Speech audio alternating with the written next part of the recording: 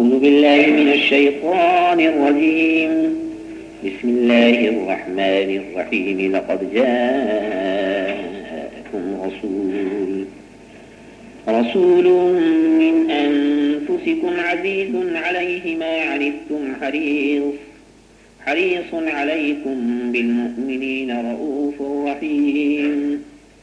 فإن تولوا فقل حسبي الله لا إله إلا هو عليه توكلت وهو رب العرش العظيم.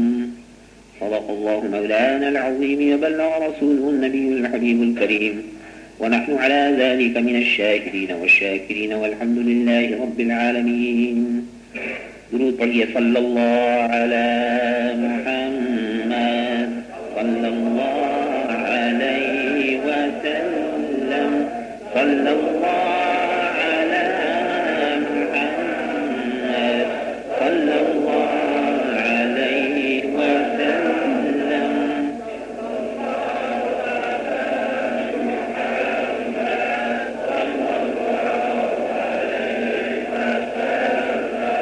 Those gentlemen who are sitting outside, I would request them to come inside the mosque and sit down here in my own presence and to fill the hall of the mosque first.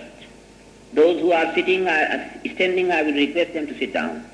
جو حضرات باہر بیٹھے ہوئے ہیں کرسیوں پر، میں ان سے عرض کروں گا کہ وہ یہاں اندر آ کر بیٹھیں، اور جو لوگ پیر پھیلا کر بیٹھے ہوئے ہیں، بے ادبانہ طریقے سے بیٹھے ہوئے ہیں، میں ان سے کہوں گا کہ نہایت ادب کے ساتھ بیٹھیں. یہ دربار ہے جناب رسول اکرم صلی اللہ تعالی علیہ وسلم کا. It is not an ordinary meeting. You should sit with complete manners, observe manners and sit with manners. All those who are standing outside, they should come inside and sit down. پیاری بہنوں، عزیز بھائیوں، انتہائی خوشی کا مقام ہے کہ اللہ تعالی جل شانہ و جل جلالہ نے ہم کو زندگی دی، تندرستی دی، عافیت دی، اور یہ رات نصیب فرمائی جس رات میں ہمارے پیارے محبوب سرکار محمد الرسول اللہ صلی اللہ علیہ وسلم اس دنیا میں تشریف لائے. دنیا میں لاکھوں کروڑوں بے تعداد انسان پیدا ہوتے ہیں اور مرتے ہیں، لیکن بعض لوگوں کی پیدائش ایسی پیدائش ہوتی ہے کہ جو اپنے اندر کوئی نہ کوئی تاریخی اثر رکھتی ہے. عام انسانوں کی تاریخ میں اور زندگی میں جب ایسے حالات پیش آتے ہیں تو ان کی پیدائش کی تاریخ کو یادگار کے طور پر منایا جاتا ہے. کس لیے؟ تاکہ ان کا کیریکٹر، ان کے اعمال، ان کی وہ تاریخی زندگی کہ جس سے انہوں نے دنیا کے اندر کوئی بہترین خدمت انجام دی، کوئی بہترین کام انجام دیا، اس کا نمونہ لوگوں کے سامنے پیش کیا جائے اور دوسرے بھی اس نمونے کو دیکھ کر ان کے قدم بقدم چلنے کی کوشش کریں. عام طور سے بغیر قید مذہب اور ملت آپ دیکھیں گے کہ دنیا کا یہ ایک عام دستور، اس لیے کہ فطرت انسانی کا تقاضا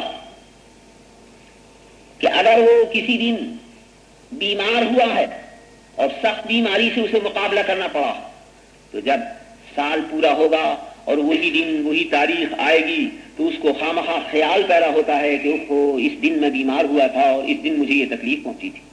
اسی طرح اگر کوئی راحت ہوتی ہے، کوئی آرام ملتا ہے، تو جب وہ تاریخ آتی ہے، وہ دن آتا ہے، وہ وقت آتا ہے، سائیکالوجیکلی نفسیاتی اصول سے انسان کے قلب کے اوپر ایک اثر پیدا ہوتا ہے کہ آج وہ تاریخ ہے جب میں نے دکان کھولی تھی، آج وہ تاریخ ہے جب مجھ کو اتنا منافع ہوا تھا، آج وہ تاریخ ہے جب کسی کو سلطنت ملی تھی، آج وہ تاریخ ہے جب فلانا ملک ہم نے فتح کیا تھا، وغیرہ وغیرہ. ایک نفسیاتی اصول سے انسان کی فطرت کا یہ تقاضا. تو ذرا غور کیجیے کہ جب معمولی واقعات کے پیدا ہونے اور ظاہر ہونے کی تاریخ فطرتی طور پر ہمارے نفسیات کے اوپر اثر ڈالنے والی ہوا کرتی، تو ایسے واقعات جو دنیا کے اندر انقلاب پیدا کر دینے والے ہوں، عالم کی کایا کو پلٹ دینے والے ہوں، دنیا کی ہستی کے اندر ایسی زبردست کیفیت پیدا کر دینے والے ہو کہ جس کی کوئی نظیر تاریخ کے اندر نہ ملتی ہو، کوئی مثال تاریخ میں نہ ملتی ہو، جب وہ واقعہ پیش آئے تو اس وقت سوچو کہ کہ کیوں نہ فطرت انسانی پر ایک اثر پیدا. میں کہتا اور یقیناً کہتا فلسفیانہ زبان میں نہیں، عام انسانوں کی فطرت کے اعتبار سے عرض کرتا ہوں کہ اس میں اس کے اعتبار سے یقیناً انسان ایسی حالت کو محسوس کرتا ہے اور اپنے دل میں خیال لاتا ہے کہ آج وہ تاریخ ہے جب عالم کے اندر یہ انقلاب پیدا ہوا. میرے آقا میرے مولا محمد رسول اللہ صلی اللہ تعالی علیہ وعلی آلہ واصحابہ وبارک وسلم کی تشریف آوری اور دنیا میں ظاہر ہونا کیا کوئی معمولی واقعہ ہے؟ کوئی معمولی سی پیدائش ہے؟ جیسے اور انسان دنیا کے پیدا ہوا کرتے ہیں اسی طرح سے ان کا بھی پیدا ہونا تھا. اگر ان کی زندگی ایک عام زندگی ہوتی، اگر وہ بھی دنیا کے عام انسانوں کی طرح سے پیدا ہوئے دنیا میں زندگی گزارتے، تو یقیناً ان کا پیدا ہونا بھی ایک معمولی انسان کے پیدا ہونے کی طرح سے تھا. کوئی خاص بات نہیں. ان کے اماں اور ابا اور ان کے دادا اور ان کے پردادا ان کے پیدا ہونے کی خوشی منا لیتے، سالگرہ کر لیتے جیسے آپ اپنی اولاد کی کر لیا کرتے ہیں. لیکن ذات محمد رسول اللہ صلی اللہ تعالی علیہ وسلم نے دنیا میں آ کر وہ زبردست کام انجام دیا ہے کہ جس کو ان پر ایمان لانے والے، ان کے ماننے والے اور ان کے چاہنے والے ہی نہیں بلکہ جو ان کے دشمن ہیں وہ بھی پہچانتے ہیں اور مانتے ہیں کہ اس میں کوئی شک نہیں کہ محمد رسول اللہ صلی اللہ علیہ وسلم نے عالم کی کام پر رکھ دی ہے اور دنیا کے اندر ایک بڑا زبردست انقلاب ہے جو پیدا فرما دیا. کیا ہے وہ انقلاب اور کس طریقے سے وہ انقلاب پیدا ہوا؟ مختلف پہلو ہے اس انقلاب. ایک پہلو پر اس وقت گفتگو کرتا ہوں اور ایک پہلو صرف آپ کے سامنے لاتا ہوں کہ عالم کائنات کے اندر اس وقت جب کہ صورتحال جو عالم صلی اللہ علیہ وسلم اس دنیا پر تشریف لا رہے ہیں اور پیدا ہو رہے ہیں اس کی حالت کا اندازہ کیجیے تو آپ کو معلوم ہو جائے گا اور اس وقت آپ قدر کر سکیں گے اس بات کی کہ رسول علیہ الصلوۃ والتسلیمات نے دنیا میں تشریف لا کر کام کیا انجام دیا. دنیا کی کیفیت یہ تھی عام طور سے تمام انسانوں کی، ایک ملک نہیں بلکہ سارے ملکوں کی کیفیت یہ تھی کہ وہ خود اپنے آپ کو بھی نہیں جانتے تھے کہ ہم ہیں کون اور ہم کس لیے پیدا ہوئے ہیں.